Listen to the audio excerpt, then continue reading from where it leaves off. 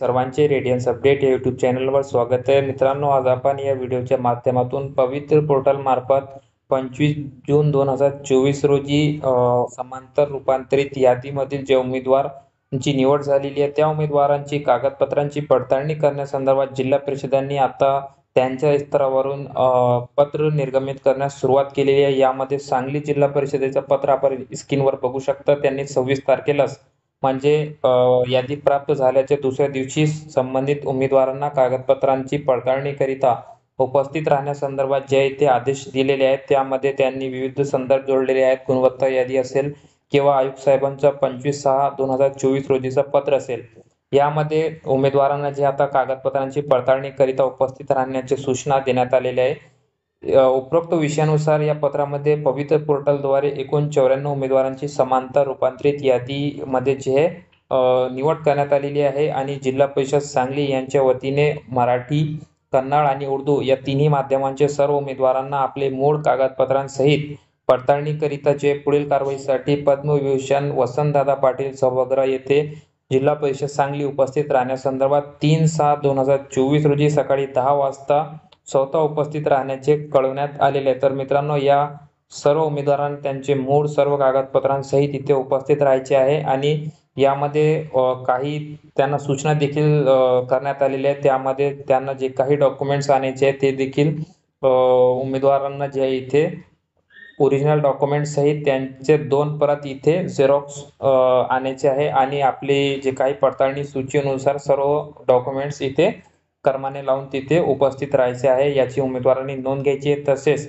वरील जे वेळापत्रक त्यांनी इथे दिलेलं आहे 3/7/24 त्यामध्ये जे आपण जर उपस्थित राहत नसाल तर त्याची सर्व जबाबदारी ज्या उमेदवारांची राहणार आहे याची उमेदवारांना नोंद घ्यायची आहे।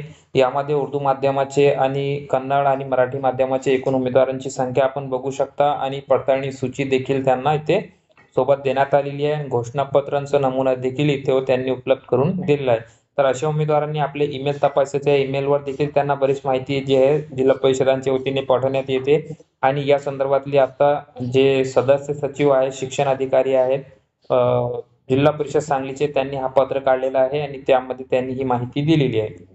स्क्रीनवर बघू शकता की अशाच प्रकारचा डॉक्युमेंट व्हेरिफिकेशनसाठी शिक्षण विभाग प्राथमिक जिल्हा परिषद गोंदिया यांनी देखील पत्र काढलेलं आहे। त्या पत्रामध्ये त्यांनी सांगितलेलं आहे की त्यांचं जे डॉक्युमेंट व्हेरिफिकेशनचा कार्यक्रम होणार आहे तर त्या उमेदवारांना 4/7/2024 रोजी सकाळी 10 वाजता स्वर्गीय वसंतराव नाईक सभागृह जिल्हा परिषद गोंदिया येथे ओरिजिनल डॉक्युमेंट सहित त्यांची पडताळणी करण्यात येणार आहे।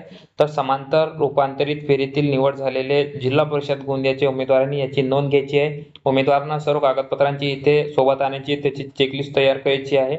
त्यामध्ये उमेदवारांची यादी देखील पवित्र पोर्टलवर उपलब्ध करून देण्यात आलेली आहे आणि या उमेदवारांनी त्यांचे ओरिजिनल डॉक्युमेंटचा एक संच त्यासोबत झेरॉक्सचा एक संच आणायचा आहे आणि पासपोर्ट साईज फोटो देखील इथे आणण्यासंदर्भात जिल्हा परिषदेने इथे कळवलेले आहे। तर यामध्ये मित्रांनो लक्षात घ्यायचे, तुम्हाला जी तारीख आहे गोंदिया ZP ची डॉक्युमेंट व्हेरिफिकेशनची ते 4/7/2024 रोजी सकाळी 10:30 वाजता इथे सर्व संबंधित मूळ कागदपत्रांसह तुम्हाला जे तपासणी कक्षामध्ये उपस्थित राहून तुमची पडताळणी पूर्ण करून घ्यायची आहे। त्यानंतर तुम्हाला जे आहे इथे समुपदेशन आणि पुढील प्रक्रिया जी आहे जिल्हा परिषदांच्या मार्फत करण्यात येणार आहे अशी माहिती मुख्य कार्यकारी अधिकारी यांच्या सहीने हा पत्र निर्गमित झालेला आहे। तर मित्रांनो, हे दोन्ही जिल्हा परिषदांनी कागदपत्रांची पडताळणीला सुरुवात केलेली आहे। लवकरच इतर राहिलेले ZP, NP, MNP यांचे देखील आपल्याला डॉक्युमेंट व्हेरिफिकेशनचे पत्र पाहायला मिळणार आहे। तर सर्व उमेदवारांनी आपला दिलेला ईमेल जे आहे पवित्र पोर्टलवर ते देखील तपासायचे आहे, कारण त्यावर देखील बरेच उमेदवारांना ईमेलच्या माध्यमातून माहिती कळवण्यात येत असते। तर मित्रांनो, ही महत्त्वाची अपडेट होती ज्याची सविस्तर माहिती आज आपण या व्हिडिओच्या माध्यमातून घेतलेली आहे।